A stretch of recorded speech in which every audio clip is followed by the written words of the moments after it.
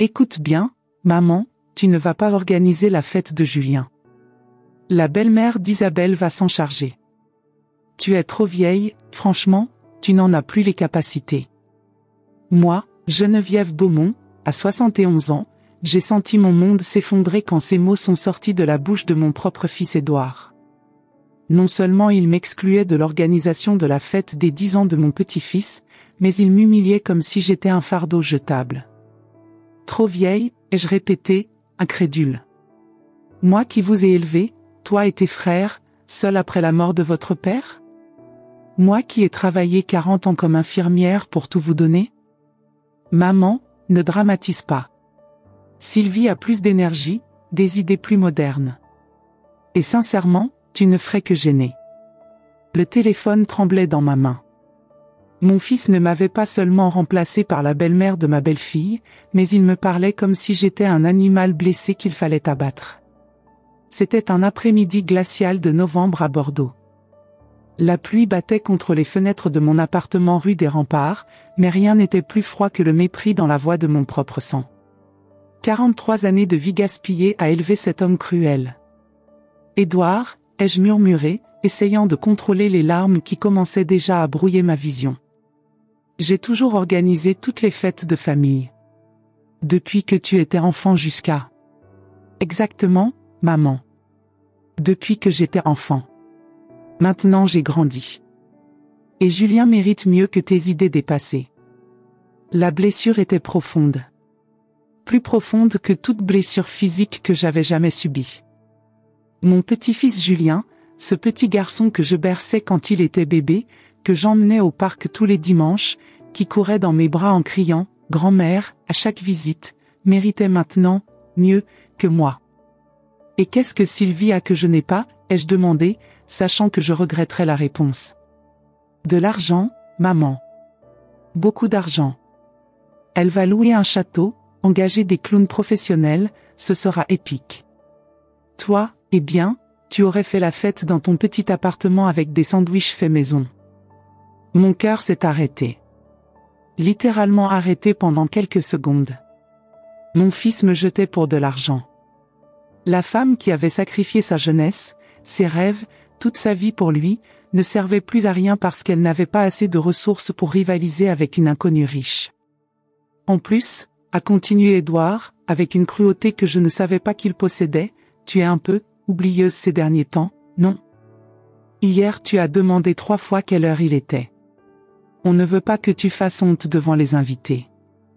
C'était la goutte d'eau qui faisait déborder le vase. Mon propre fils me déclarait sénile, incompétente, un fardeau. À 71 ans, après une vie entière de dévouement absolu à ma famille, j'étais jetée comme un vieux déchet. Très bien, ai-je chuchoté, ma voix presque inaudible. Je comprends parfaitement. C'est bien que tu comprennes, maman. Je savais que tu serais raisonnable. Raisonnable. Comme si accepter d'être humilié par son propre fils était un acte de bon sens. Après avoir raccroché le téléphone, je me suis effondrée dans le fauteuil du salon. Les larmes coulaient sans contrôle pendant que je regardais les photos éparpillées sur la table basse. Édouard a 5 ans, souriant sans dents après avoir perdu sa première dent. Édouard a 15 ans, fier de son premier emploi que moi j'avais obtenu pour lui. Édouard a 25 ans, le jour de son mariage, me serrant dans ses bras et murmurant « Merci pour tout, maman ». Des mensonges. Tout n'était que mensonge. Le téléphone a sonné à nouveau. C'était mon fils du milieu, Patrice. Maman, j'ai appris que tu n'allais pas organiser la fête de Julien. Dommage, hein? Patrice, mon fils, tu penses que je suis trop vieille? Que je n'en ai plus les capacités? Silence. Un silence assourdissant qui a duré une éternité. Eh bien, maman, tu dois comprendre que les temps ont changé. Les enfants aujourd'hui s'attendent à plus de sophistication. Encore un coup de poignard. Mon deuxième fils me considérait aussi comme inadéquate, dépassée, insuffisante. Et tu es d'accord avec la décision d'Édouard? Écoute, maman, honnêtement? Oui. Sylvie a plus de ressources, plus de relations. Et toi, eh bien, tu te mélanges parfois les pinceaux. J'ai raccroché le téléphone sans dire au revoir. 2 trahisons en un après-midi. Mes 2 fils m'abandonnaient simultanément. Mais la soirée me réservait encore plus d'humiliation. Ma fille Camille a appelé à 9 heures du soir. Maman, les garçons m'ont raconté pour la fête. Écoute, je sais que tu dois être contrariée, mais... Mais quoi, Camille? Mais peut-être que c'est mieux comme ça. Tu as l'air très fatiguée, et organiser une fête, c'est du travail. Laisse Sylvie faire, repose-toi un peu. Ma propre fille. La petite fille que j'avais allaitée, dont je m'étais occupée quand elle avait eu une pneumonie à 8 ans, que j'avais consolée pendant toutes ces déceptions amoureuses. Elle aussi me jetait. Camille, vous vous êtes mis d'accord tous les 3 pour m'humilier? Maman, ne sois pas dramatique. Personne ne t'humilie. On est juste, pratique. Pratique. Ce mot a résonné dans mon esprit pendant toute la nuit blanche qui a suivi. Le lendemain, un vendredi, j'ai reçu un appel qui allait tout changer pour toujours. Madame Beaumont? Ici le docteur Moreau, de l'hôpital Saint-André. Vous devez venir d'urgence. Vos examens ont révélé quelque chose dont nous devons discuter en personne. Mais avant que vous découvriez ce que ces examens ont révélé et comment cela a complètement changé le destin de mes enfants ingrats, je dois vous dire quelque chose qui va vous choquer encore plus. Ce que j'ai découvert dans cet hôpital n'était pas seulement concernant ma santé, c'était quelque chose que mes enfants avaient fait dans mon dos, quelque chose de si cruel que vous n'allez pas le croire. Restez avec moi, parce que cette histoire ne fait que commencer, et ce qui va suivre va vous laisser sans voix. À l'hôpital Saint-André, assise dans la salle d'attente avec le cœur qui battait la chamade, je n'imaginais pas que ma vie était sur le point de prendre un tournant complètement inattendu. Docteur Moreau, un homme d'une 50aine d'années au regard bienveillant mais inquiet, m'a conduite jusqu'à son cabinet. L'odeur d'antiseptique me rappelait mes années d'infirmière, mais cette fois j'étais de l'autre côté du stéthoscope. Les murs blancs immaculés semblaient se refermer sur moi tandis que le médecin consultait mes dossiers avec une gravité qui me glaçait le sang. Madame Beaumont, vos examens de routine ont révélé quelque chose de préoccupant. Vous avez un anévrisme cérébral. C'est sérieux, mais encore opérable. Mon monde a basculé. Anévrisme cérébral. À 71 ans, mon heure était enfin arrivée. Docteur, cela signifie que je vais mourir? Pas nécessairement. Avec une chirurgie, il y a 70% de chances de survie complète. Sans chirurgie, eh bien, c'est une question de temps. Peut-être quelques mois. Quelques mois. J'avais enfin une date d'expiration définie. La chirurgie est chère, docteur? Environ 45 000 €. Mais vous avez une assurance, n'est-ce pas? J'ai secoué la tête négativement. Ma retraite d'infirmière couvrait à peine les dépenses de base. Le trajet de retour à la maison fut un cauchemar. Les rues de Bordeaux me semblaient étranges, comme si je les voyais pour la dernière fois. Chaque passant dans la rue avait l'air de vivre une vie normale, tandis que moi je portais une bombe à retardement dans la tête. Je suis rentré chez moi dans un état de choc. Non pas à cause de la possibilité de mourir, à 71 ans, j'avais déjà fait la paix avec la mortalité. Mais parce que je commençais enfin à comprendre pourquoi mes enfants me traitaient comme un fardeau jetable. Ils savaient. Cette intuition terrifiante s'est transformée en certitude quand, en fouillant dans mes papiers pour comprendre mes options financières, j'ai trouvé quelque chose qui a fait s'effondrer mon monde. Dans le tiroir de mon bureau, derrière mes vieux relevés bancaires, il y avait une photocopie de mon testament, celui que j'avais rédigé il y a 5 ans. Mais ce n'était pas ma copie. C'était une copie annotée, avec des calculs dans les marges, des sommes encerclées, des notes griffonnées. L'écriture était celle d'Édouard.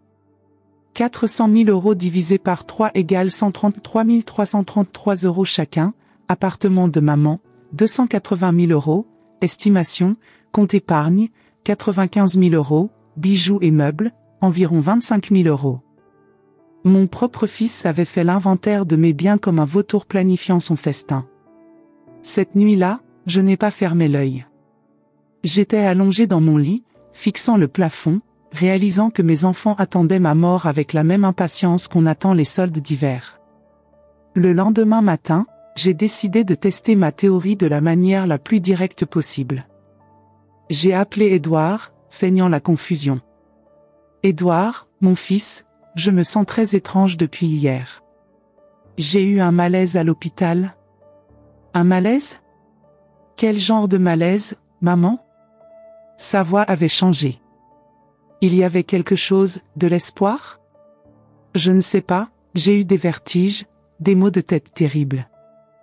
Le docteur avait l'air très inquiet. Il a dit quoi exactement ? L'empressement dans sa voix m'a donné la nausée.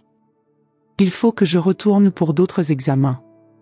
Il a parlé de, comment il a dit déjà, anévrisme quelque chose. Silence.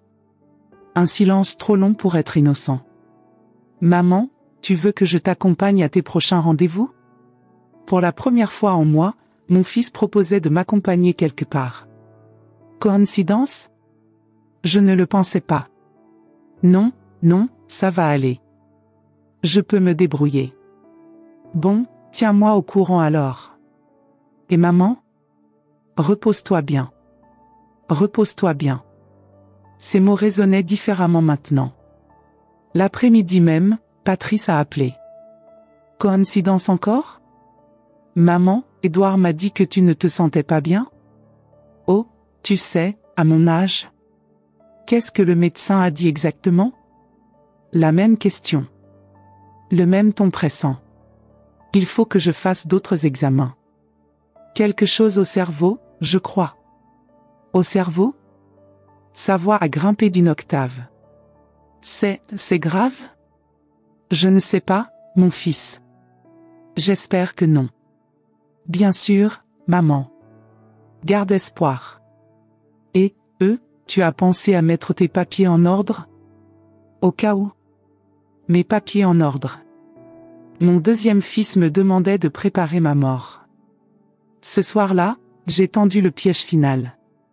J'ai appelé Édouard, mais cette fois j'ai fait semblant d'oublier de raccrocher. J'ai posé le téléphone et j'ai attendu. Après quelques minutes, j'ai entendu Édouard dire à quelqu'un d'autre, « Elle a raccroché, mais je pense qu'elle ne s'en est pas rendue compte. » Puis j'ai entendu une voix féminine, Isabelle, sa femme. « Alors ? Qu'est-ce qu'elle a dit ? » C'est bien ce qu'on pensait. Anévrisme cérébral. Elle a peut-être 6 mois, maximum. Mon Dieu, c'est terrible. Mais le ton d'Isabelle ne reflétait pas ces mots. Il y avait de l'excitation mal dissimulée. Terrible, a ri Édouard. Isabelle, on va enfin être libre. Plus besoin de faire semblant de s'intéresser à ces histoires répétitives, plus besoin de supporter ces coups de téléphone quotidiens. Et avec l'héritage ? Combien tu penses qu'on aura ? J'ai calculé. Si on divise par 3, environ 133 000 € chacun. Assez pour rénover la cuisine et partir en vacances aux Maldives. Vacances aux Maldives. Ils planifiaient leurs vacances de luxe avec l'argent de ma mort. Et tes frères et sœurs sont au courant ? Bien sûr. Patrice était au 7e ciel quand je lui ai annoncé. Il peut enfin acheter cette voiture qu'il convoite. Et Camille ? Il a ri. Camille a dit textuellement, il était temps. Il était temps. Ma propre fille trouvait que je mettais trop de temps à mourir. Tu crois qu'elle soupçonne qu'on sait pour sa maladie ? Non, elle est trop sénile pour ça. D'ailleurs, c'était une excellente idée de Camille de faire croire qu'elle perdait la tête. Ça nous donne une excuse parfaite pour l'exclure de tout. Mon sang s'est glacé. La stratégie d'exclusion était orchestrée. Camille avait inventé mes troubles mentaux pour justifier mon isolement social. Au fait, a continué Édouard, j'ai trouvé une copie de son testament dans ses papiers la semaine dernière. Tout est en ordre. On hérite de tout. Il avait fouillé dans mes affaires. Violé mon intimité. Planifié ma succession comme on planifie un pique-nique. Parfait. Bon, maintenant il faut juste attendre que la nature suive son cours. Attendre que la nature suive son cours. Ils attendaient ma mort comme on attend un colis Amazon. J'ai raccroché avec des mains tremblantes. La trahison était totale, absolue, inhumaine. Cette nuit-là, j'ai pris une décision qui allait changer le cours de tous nos destins. Je n'allais pas mourir. Et j'allais leur faire payer chaque moment de cruauté, chaque calcul sordide, chaque fois où ils avaient célébré ma mort prématurée. Le lendemain matin, j'ai appelé mon avocat, Maître Dubois.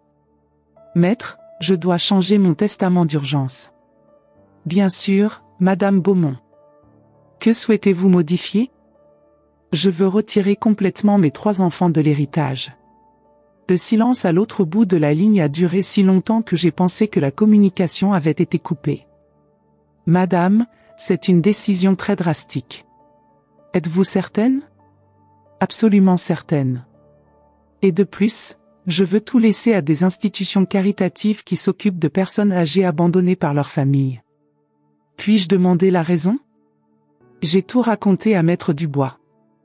L'exclusion de la fête, les conversations que j'avais entendues, la froideur calculée de mes propres enfants. Il a écouté en silence, et quand j'ai terminé, il a soupiré profondément. Madame Beaumont, en tant que père de 3 enfants, cela me brise le cœur. Bien sûr que je vais faire les modifications nécessaires. Et maître, encore une chose. Quand je mourrai, je veux que vous lisiez le testament devant eux personnellement. Je veux qu'ils sachent exactement pourquoi ils ont été déshérités. Ce sera fait. Mais je n'avais pas encore terminé avec mes plans de vengeance. Au cours des jours suivants, j'ai fait semblant de me détériorer. J'ai commencé à oublier des choses intentionnellement quand mes enfants appelaient. Je parlais de manière confuse, je répétais des questions, j'inventais des histoires sans queue ni tête. C'était ma vengeance silencieuse, leur donner exactement ce qu'ils s'attendaient à voir. Le résultat fut immédiat. Les visites se sont complètement arrêtées. Les appels sont devenus plus rares et superficiels. Mes enfants accéléraient mon isolement social, convaincus que j'étais en déclin mental terminal. 2 semaines plus tard, j'ai reçu l'appel qui a confirmé mes pires craintes. Maman, nous avons réfléchi, il serait peut-être temps que tu considères une maison de retraite. C'était Camille au téléphone, avec un ton faussement compatissant. Une maison de retraite? C'est que tu es très confuse, oublieuse. Ce serait mieux pour toi d'avoir des soins professionnels. Soins professionnels. Elle voulait m'enfermer dans un hospice pour accélérer ma mort et récupérer mon héritage plus rapidement. Et si je ne veux pas y aller? Maman, ce n'est pas un choix. Nous avons déjà parlé avec un gériatre. Avec ton état mental actuel, nous pouvons prendre la décision pour toi. Cette phrase fut la goutte d'eau finale. Ma propre fille me menaçait d'internement forcé, utilisant les mensonges sur ma santé mentale qu'elle-même avait répandus. Très bien, Camille. Je vais y réfléchir. C'est bien que tu sois raisonnable, maman. Raisonnable. Encore ce mot maudit. Mais ils n'avaient aucune idée de ce qui les attendait. Car pendant qu'ils calculaient ma mort et planifiaient ma succession, moi je planifiais quelque chose qu'ils n'auraient jamais pu imaginer. Ma résurrection. 3 semaines s'étaient écoulées depuis le diagnostic. J'avais pris une décision que mes enfants n'auraient jamais pu imaginer, j'allais subir l'opération de l'anévrisme, quoi qu'il en coûte. Vendre mes souvenirs les plus précieux fut l'une des choses les plus douloureuses que j'ai jamais faites. J'ai vendu mon alliance de mariage, cette bague en or blanc que mon défunt mari Auguste m'avait offerte il y a 45 ans. Mes boucles d'oreilles en perles de ma remise de diplôme d'infirmière. Le collier que mes parents m'avaient donné pour mes 18 ans. Chaque bijou vendu était un morceau de mon âme qui partait. Les antiquaires de Bordeaux me regardaient avec pitié, une vieille dame vendant ses trésors familiaux. Si seulement ils savaient que c'était pour sauver ma vie pendant que mes propres enfants espéraient ma mort. J'ai réussi à rassembler 30 000 €. Pour les 15 000 € restants, j'ai contracté un prêt en hypothéquant mon appartement. À 71 ans, je risquais tout pour une seconde chance de vie. Mes enfants ne savaient rien de tout cela. Pour eux, j'étais de plus en plus confuse et proche de la mort. Pendant cette période, j'ai continué mon jeu cruel mais nécessaire. Quand Patrice m'appelait, je faisais semblant d'oublier son nom. Allô? Qui est-ce? Maman, c'est Patrice, ton fils. Patrice? Patrice qui? J'ai un fils qui s'appelle Patrice? Je pouvais sentir son soulagement à travers le téléphone. Sa mère devenait enfin suffisamment sénile pour justifier tout ce qu'il lui faisait. Avec Camille, j'inventais des délires. Camille, ma chérie, ton père est venu me voir hier soir. Il m'a dit qu'il m'attendait. Maman, papa est mort il y a 5 ans. Mort? Non, non, il était là. Il portait son costume bleu, celui qu'il mettait le dimanche. Il m'a dit que je devais le rejoindre bientôt. Maman, tu divagues. Tu veux que j'appelle un médecin? Un médecin. Elle proposait d'appeler un médecin non pas par inquiétude, mais pour officialiser ma démence et accélérer le processus d'internement. L'opération fut programmée pour un lundi de décembre. La veille, j'ai mis en scène ma performance finale. D'abord, j'ai appelé Édouard vers 22h, simulant un état de confusion extrême. Édouard? Édouard, c'est toi? Oui maman, c'est moi. Qu'est-ce qui se passe? Je ne me sens pas bien. Il y a des lumières partout dans l'appartement. Et des voix? Des voix? Quelle voix, maman? Ton père, il m'appelle. Il dit que c'est l'heure. Que je dois venir avec lui. Maman, tu hallucines. Papé est mort, souviens-toi. Non, non. Il est là, je le vois. Il tend la main vers moi. Édouard, j'ai peur. Maman, respire. Essaie de te calmer. Je pense que ma heure est arrivée, mon fils. Je voulais juste te dire que je t'aime. Malgré tout. Maman, ne dis pas des choses comme ça. Mais dans sa voix, je pouvais entendre qu'il ne protestait pas vraiment. Il y avait presque du soulagement. Édouard, si jamais il m'arrive quelque chose, prends soin de tes frères et sœurs. Prends soin de la famille. Bien sûr, maman. Bien sûr. Et pardonne-moi si je n'ai pas été une bonne mère. Cette phrase l'a pris au dépourvu. Pendant un moment, j'ai entendu sa respiration changer. Maman, tu as fait de ton mieux. Fais de mon mieux. Même dans ce moment où il pensait que je mourrais, il ne pouvait pas dire que j'avais été une bonne mère. J'ai fait des appels similaires à Patrice et Camille.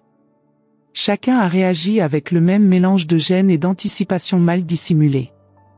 Camille a été la plus révélatrice. Maman, si tu sens que ton heure arrive, essaie de partir en paix. Tu as eu une belle vie.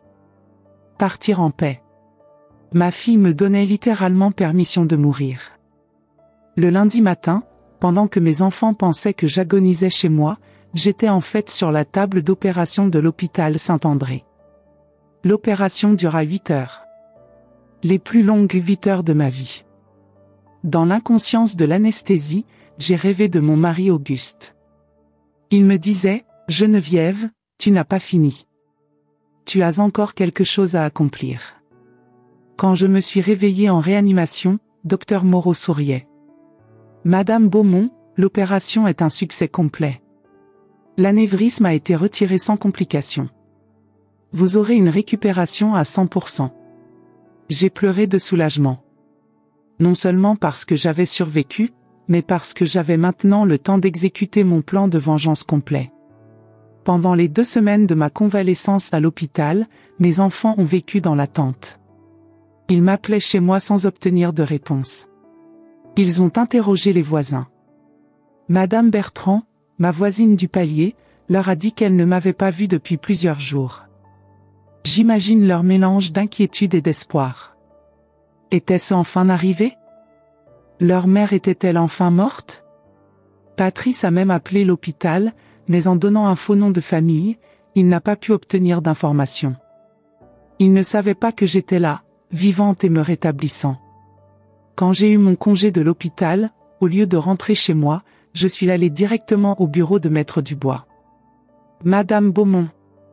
Comment vous sentez-vous ? » ?»« Parfaitement bien, maître. » »« Et prête pour la phase suivante de mon plan. » »« Quelle phase suivante ? » ?»« Je veux simuler ma propre mort. » Maître Dubois a failli s'étouffer avec son café. « Pardon ? » ?»« Je veux que mes enfants pensent que je suis morte. Je veux voir comment ils vont réagir, comment ils vont se partager mon héritage, comment ils vont célébrer mon départ. Et puis, au moment opportun, je vais ressusciter et leur montrer qui ils sont vraiment. Madame, c'est irrégulier. Et techniquement illégal.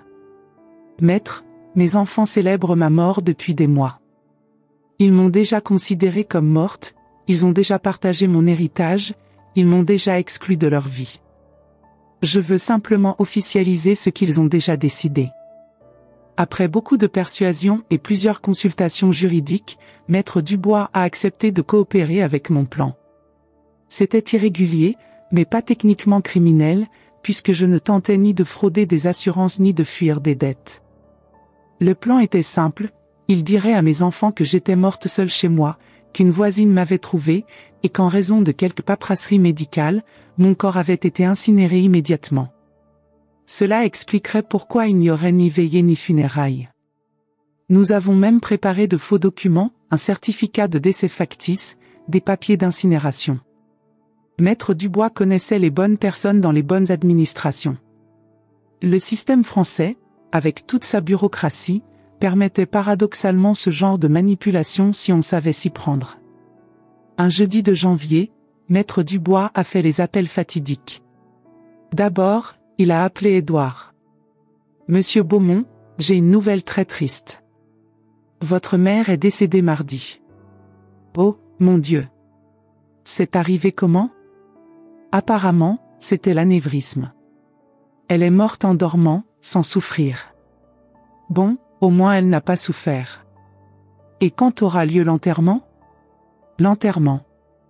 Pas les funérailles ou la cérémonie. L'enterrement, comme si j'étais un animal. C'est déjà fait. Pour des questions bureaucratiques, elle a été incinérée immédiatement. Je vous prie de m'excuser de ne pas avoir pu vous prévenir à temps. Très bien. En fait, c'est mieux comme ça. Elle ne voulait pas de cérémonie de toute façon. Comment savait-il ce que je voulais ? Il ne m'avait jamais demandé. Il y a la question de l'héritage. Pourrons-nous nous réunir la semaine prochaine pour la lecture du testament ? Bien sûr. Je vais prévenir mes frères et sœurs. Ils vont être tristes. Triste. Le mot sonnait faux dans sa bouche. Patrice a réagi de manière similaire, surprise feinte, chagrin forcé, et anxiété immédiate concernant l'héritage. Maître, juste une question pratique, il faut combien de temps pour que tout soit réglé ? J'ai quelques projets qui attendent. Quelques projets qui attendent. Sa mère venait de mourir et il pensait déjà à ses projets financés par mon argent. Mais Camille m'a surprise d'une manière encore plus cruelle. « Ah, enfin !» furent ses premiers mots quand Maître Dubois lui a annoncé la nouvelle. « Excusez-moi, maître, je ne voulais pas dire ça. C'est juste qu'elle souffrait beaucoup ces derniers temps, n'est-ce pas ? Au moins maintenant elle est en paix. » Souffrait beaucoup. Ma fille inventait des souffrances pour justifier sa joie face à ma mort. « Maître, puis-je vous demander quelque chose ? A-t-elle laissé une lettre, un message pour nous ? » Non, madame. Elle est partie en silence. Dommage. Bon, quand pouvons-nous régler la question de l'héritage ? J'ai quelques dettes urgentes à payer. Dettes urgentes. Ma fille venait à peine de recevoir la nouvelle de ma mort et s'inquiétait déjà de rembourser ses dettes avec mon argent. Et maître ? A-t-elle ajouté avec une fausse hésitation, il n'y a pas eu de testament de dernière minute, n'est-ce pas ? Vous savez, avec son état mental, elle aurait pu faire des choses bizarres. Ma propre fille s'inquiétait que j'aie pu changer mon testament dans un moment de lucidité. La réunion pour la lecture du testament fut fixée au lundi suivant. Pendant tout le week-end, caché dans un petit hôtel à Arcachon sous un faux nom, je réfléchissais aux derniers mois. Mes 3 enfants avaient réagi à ma mort avec une froideur calculée, un intérêt financier immédiat et un soulagement mal dissimulé. J'avais passé 71 ans de ma vie à les aimer inconditionnellement. Eux avaient passé les derniers mois à souhaiter ma mort pour des raisons purement mercantiles. Mais lundi serait le jour de vérité. J'avais hâte de voir leur visage quand ils découvriraient non seulement qu'ils étaient déshérités, mais que leur mère, morte, était en fait bien vivante et avait tout entendu de leur célébration macabre. La vengeance, dit-on, est un plat qui se mange froid. Le mien avait eu le temps de refroidir pendant des mois. Il était temps de le servir. Lundi, 10 heures du matin. Bureau de Maître Dubois. Caché dans la pièce adjacente, grâce à un système d'interphone que l'avocat avait installé, je pouvais entendre tout ce qui se passait dans la salle principale. Mon cœur battait si fort que j'avais peur qu'il l'entende à travers les murs. Mes 3 enfants sont arrivés ponctuellement, tous vêtus de noir, pas par deuil, mais pour maintenir les apparences sociales qu'on attendait d'eux. J'ai observé à travers l'entrebâillement de la porte, aucun d'eux n'avait les yeux rouges, aucun ne semblait affligé. Ils ressemblaient plutôt à des gens qui venaient récupérer un prix à la loterie. Édouard consultait son téléphone. Patrice bâillait. Camille vérifiait son maquillage dans un petit miroir de poche. Voilà comment mes enfants honoraient ma mémoire. Bonjour, dit Maître Dubois solennellement. Merci d'être venu. Comme vous le savez, nous sommes ici pour la lecture du testament de votre mère, Madame Geneviève Beaumont. Maître, interrompit Édouard, pourrait-on accélérer les choses? Nous avons des engagements. Des engagements. Le jour de la lecture du testament de sa propre mère, mon fils avait des engagements plus importants. Bien sûr. J'irai droit au but. Le testament de votre mère est très spécifique. Maître Dubois commença à lire, moi, Geneviève Beaumont, étant en pleine possession de mes facultés mentales. Mentales, interrompit Camille avec un rire sarcastique. Maître, avec tout le respect que je vous dois, mais ma mère souffrait de démence avancée. Ce testament pourrait même ne pas être valide. Mon cœur a failli exploser de rage. Ma fille tentait d'invalider mon testament en utilisant les mensonges sur ma santé mentale qu'elle-même avait inventés. Madame Camille, répondit Maître Dubois calmement, ce testament a été rédigé il y a seulement 2 mois, et votre mère a subi une évaluation psychiatrique complète pour prouver sa capacité mentale. Elle était parfaitement lucide. Silence gêné. Je pouvais presque voir leurs calculs mentaux se recalibrer. Continuez, s'il vous plaît, murmura Patrice, visiblement nerveux. Je déclare qu'après mûre réflexion sur les événements récents de ma vie, j'ai décidé d'apporter les modifications suivantes à mon héritage. La tension dans la pièce était palpable. Je pouvais presque sentir mes enfants calculer mentalement leurs 133 000 € chacun. Premièrement, à ma fille Camille, qui a inventé des mensonges sur ma santé mentale pour m'exclure socialement et accélérer ma mort, je lègue la somme de 0 €. Comment c'est dia, hurla Camille. Ce n'est pas possible légalement. Deuxièmement, à mon fils Patrice, qui a accepté mon exclusion de la famille et a calculé publiquement la valeur de ma mort, je lègue la somme de 0 €. Maître, c'est absurde, protesta Patrice. Elle était folle quand elle a fait ça. Troisièmement, à mon fils Édouard, qui m'a appelé vieille inutile, m'a exclu de la fête de mon propre petit-fils et m'a remplacé par une inconnue, je lègue la somme de 0 €. Le silence qui suivit fut assourdissant. Pendant quelques secondes, on n'entendait que la respiration lourde de mes 3 enfants assimilant l'information. Et à qui a-t-elle laissé l'argent? Demanda Édouard d'une voix tremblante. La totalité de l'héritage, d'une valeur de 400 000 €, a été léguée à 3 institutions caritatives qui s'occupent de personnes âgées abandonnées par leur famille. Alors le chaos commença. C'est absurde, cria Camille. Nous allons contester cela en justice. Elle était complètement sénile, hurla Patrice. Vous l'avez dit vous-même qu'elle était confuse. Maître, dit Édouard en tentant de garder son sang-froid, il doit sûrement y avoir quelque chose que nous puissions faire. Nous sommes les enfants légitimes, nous avons droit à la réserve héréditaire. En France, répondit maître Dubois calmement, les parents peuvent déshériter leurs enfants en cas d'ingratitude grave. Et votre comportement, documenté par des enregistrements et des témoins, correspond parfaitement à cette qualification. Des enregistrements, demanda Camille, devenant pâle. Votre mère a enregistré toutes les conversations téléphoniques des derniers mois. Y compris celles où vous avez calculé son héritage alors qu'elle était encore vivante, monsieur Édouard. Mes enfants devinrent livides. Le piège avait fonctionné parfaitement. Mais il y a encore autre chose, continua maître Dubois. Votre mère a laissé une lettre personnelle pour vous. Elle m'a demandé de la lire à voix haute. C'était mon heure. J'ai respiré profondément et me suis préparé pour le coup de grâce.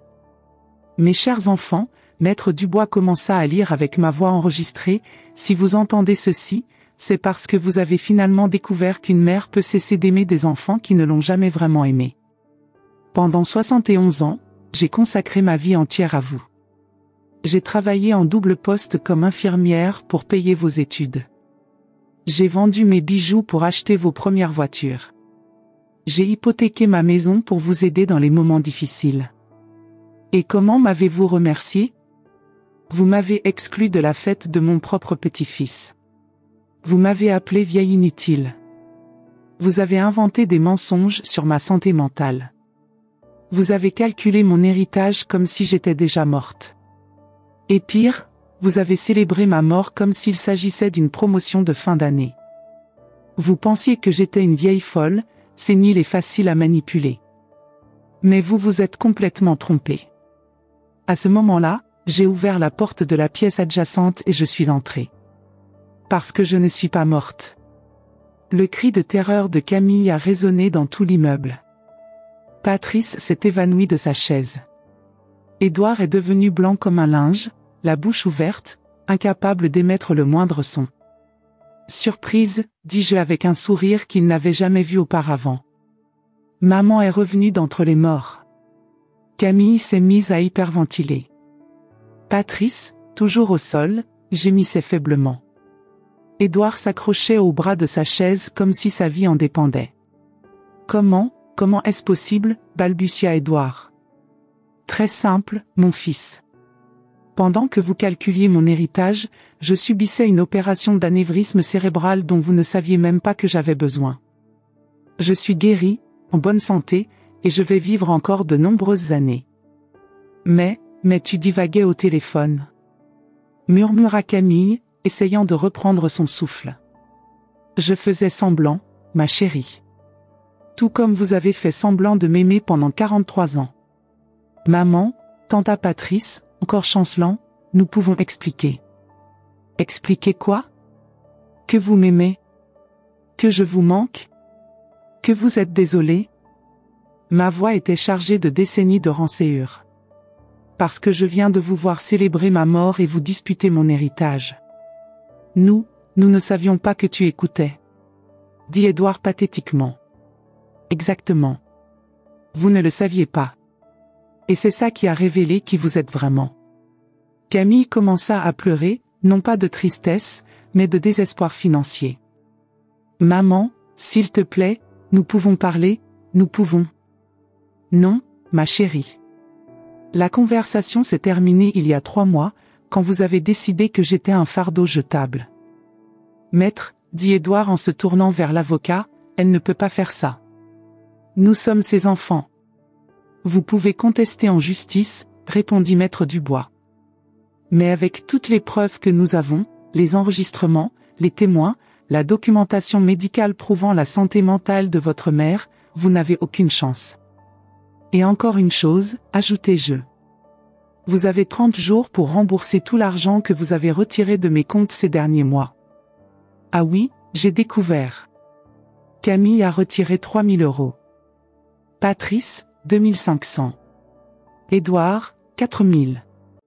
Vous pensiez que je ne le remarquerais pas parce que j'étais sénile, n'est-ce pas? Ils avaient non seulement planifié ma mort, mais avaient commencé à voler mon héritage alors que j'étais encore vivante. Si vous ne remboursez pas dans 30 jours, j'engagerai des poursuites pénales pour vol envers une personne âgée vulnérable. Et ça mène en prison. Maman, supplia Camille, maintenant complètement hystérique, nous sommes tes enfants. Tu ne peux pas nous faire ça. Mes enfants? Je ris amèrement. Mes enfants seraient venus me voir quand j'étais malade.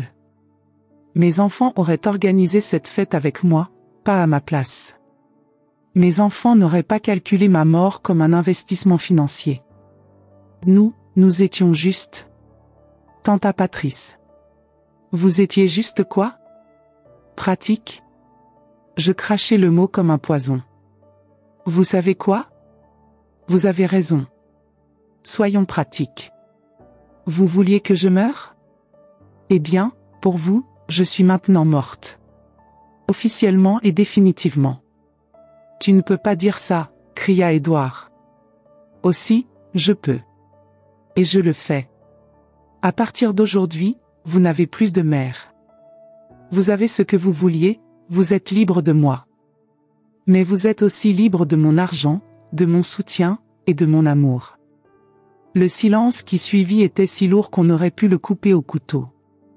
Et maintenant, sortez de ce bureau. Sortez de ma vue. Et ne me contactez plus jamais. Maman, commença Camille. Je ne suis plus votre maman. Je suis une étrangère généreuse qui a décidé de donner son argent à des gens qui en ont vraiment besoin. Des gens abandonnés par leur famille. Comme moi.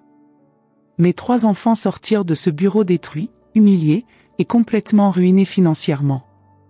Camille pleurait hystériquement. Patrice titubait comme un homme ivre. Édouard avait le visage d'un homme qui venait de voir sa vie s'effondrer. Et moi? Pour la première fois en moi, je me sentais libre. Dans les mois qui suivirent, ils tentèrent de me contacter plusieurs fois. Appel larmoyant, carte de Noël, fleurs pour mon anniversaire. Patrice est même venu sonner chez moi, mais j'ai refusé d'ouvrir la porte. Édouard a essayé de passer par Julien, mon petit-fils, pour me faire culpabiliser. Mais Julien, maintenant âgé de 15 ans, avait découvert toute la vérité sur ce que ses parents m'avaient fait. Il était venu me voir de lui-même, les larmes aux yeux. « Grand-mère, avait-il dit, pardonne-moi de ne pas t'avoir défendu ?» Mon amour, avais-je répondu en le serrant dans mes bras, tu n'étais qu'un enfant. Ce n'était pas ta responsabilité. Julien avait grandi trop vite après avoir découvert la vraie nature de ses parents. Il me rendait visite tous les week-ends maintenant, et nous cuisinions ensemble, nous parlions de la vie, de ses rêves. Il était la seule chose bien qui restait de cette famille. J'appris par lui que ses parents traversaient une période difficile. Édouard avait dû vendre sa voiture pour payer ses dettes. Camille avait perdu l'appartement de ses rêves. Patrice avait dû emprunter de l'argent à ses beaux-parents. Leur cupidité les avait menés à leur perte. Mais ce qui me fit le plus plaisir, c'est quand Julien me raconta que ses parents se disputaient constamment maintenant, se reprochant mutuellement d'avoir tout gâché avec grand-mère. Leur cupidité avait non seulement détruit leur relation avec moi, mais empoisonnait leur propre relation. Aujourd'hui, à 72 ans, je vis dans une petite maison confortable à Arcachon. J'ai de nouveaux amis, je participe à des groupes de convivialité, je fais du bénévolat avec des personnes âgées abandonnées. J'ai découvert que la vie peut recommencer à n'importe quel âge. J'ai aussi découvert quelque chose d'encore plus précieux, l'estime de soi. Pendant 71 ans, j'avais mesuré ma valeur à travers l'amour de mes enfants. Maintenant, je sais que ma valeur ne dépend de personne d'autre que moi. Mes anciens enfants ne font plus partie de ma vie. Parfois, j'entends des nouvelles par des connaissances, ils ont tous les 3 développé des problèmes de santé liés au stress. Édouard fait de l'hypertension. Camille a des ulcères. Patrice souffre d'insomnie chronique. La culpabilité, dit-on, est un poison qui se boit de l'intérieur. Et Julien?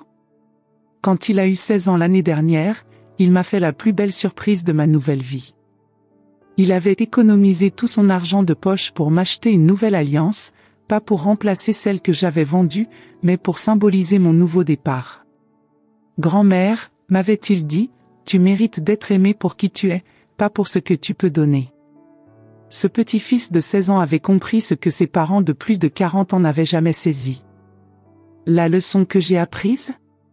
Que le respect ne s'hérite pas dans le sang, il se gagne par des actions. Que l'amour n'est pas obligatoire juste parce qu'on est famille. Et qu'une mère peut effectivement cesser d'aimer des enfants qui ne l'ont jamais vraiment aimé. À 72 ans, j'ai finalement compris que vivre pour des enfants ingrats, c'est gaspiller sa propre vie. Mon histoire sert de leçon à toutes les mères qui se sacrifient infiniment pour des enfants qui ne les voient que comme des pourvoyeuses et de futurs héritages. L'amour maternel ne peut pas être inconditionnel quand les enfants sont conditionnellement cruels. Aujourd'hui, quand je regarde la mère d'Arcachon le matin, en prenant mon café avec Julien à mes côtés, je ressens une paix que je n'ai jamais eue dans les 71 années précédentes. Parce que j'ai finalement appris que la famille, ce n'est pas qui partage votre sang, c'est qui partage votre cœur. Et mes enfants? Eh bien, ils ont appris de la pire façon possible qu'une mère morte en vie peut ressusciter pour faire payer chaque humiliation, chaque mépris, chaque moment où ils ont été trop calculateurs pour être humains. La vengeance a parfois un goût doux. Surtout quand elle est servie glacée comme ce matin de janvier où je suis ressuscité d'entre les morts pour montrer à mes enfants qui ils étaient vraiment. Et vous, qui m'avez écouté jusqu'ici, souvenez-vous, respectez votre mère tant qu'elle est vivante. Parce que quand elle partira vraiment, il n'y aura pas d'héritage qui compensera le remords de ne pas avoir été un meilleur enfant. Les mères ont aussi leurs limites. Et quand ces limites sont dépassées, l'amour peut se transformer en justice. Et la justice, mes chers, vient parfois sous forme de testament. Vous qui m'avez accompagné jusqu'ici, je sais que vous reconnaissez peut-être votre propre histoire dans mes mots. Je sais que vous avez peut-être aussi ressenti cette pointe au cœur quand j'ai parlé d'enfants qui n'appellent que quand ils ont besoin de quelque chose. Ou quand j'ai mentionné des petits-enfants qu'on éloigne de nous par des parents qui nous considèrent trop vieilles. Ceci n'est pas seulement mon histoire. C'est l'histoire de milliers d'entre nous, qui avons consacré notre vie entière à nos enfants et avons découvert, dans notre 3e âge, que nous avions été réduites à des chiffres sur un compte bancaire. Si vous traversez quelque chose de similaire, si vos enfants vous traitent aussi comme un fardeau, si vous avez aussi déjà entendu des phrases comme « tu deviens oublieuse » ou « il vaut mieux laisser les plus jeunes décider », sachez que vous n'êtes pas seul. Et surtout, vous n'êtes pas coupable. Pendant des décennies, on nous a enseigné que l'amour maternel doit être infini, inconditionnel, silencieux. Que nous devons accepter n'importe quel traitement parce que ce sont nos enfants. Mensonge. L'amour doit être réciproque, même entre parents et enfants. Écrivez ici dans les commentaires, vous êtes-vous déjà senti invisible dans votre propre famille? Votre opinion a-t-elle déjà été écartée parce que vous êtes d'une autre génération? Avez-vous déjà découvert qu'on parlait de vous comme si vous n'étiez pas là? Racontez votre histoire. Il est peut-être temps que d'autres mères et pères découvrent qu'ils ne sont pas seuls dans cette douleur. Qu'ils ne sont pas les seuls à sentir qu'ils ont tout sacrifié pour élever des personnes qui ne les voient que comme des distributeurs automatiques émotionnels. Et si vous voulez aussi entendre plus d'histoires vraies comme celle-ci, des histoires que personne n'a le courage de raconter, mais que nous vivons tous en silence, abonnez-vous à cette chaîne. Parce qu'ici nous disons des vérités qui font mal, mais qui doivent être dites. Ne laissez pas qu'on vous convainque que vous devez accepter le manque de respect parce que c'est la famille. La vraie famille honore, respecte et aime. Le reste n'est que de l'ADN partagé. Vous méritez amour, respect et dignité à 60, 70, 80 ans, ou à n'importe quel âge. Ne laissez personne vous convaincre du contraire. Si mon histoire vous a touché, si vous avez compris que notre âge est notre sagesse, pas notre faiblesse, laissez votre commentaire ici en bas. Créons un réseau de soutien entre nous. Montrons que notre voix compte encore. Et abonnez-vous à la chaîne, parce que pendant qu'ils nous font taire dehors, ici notre voix résonne forte et claire. Geneviève Beaumont, 72 ans, plus vivante que jamais.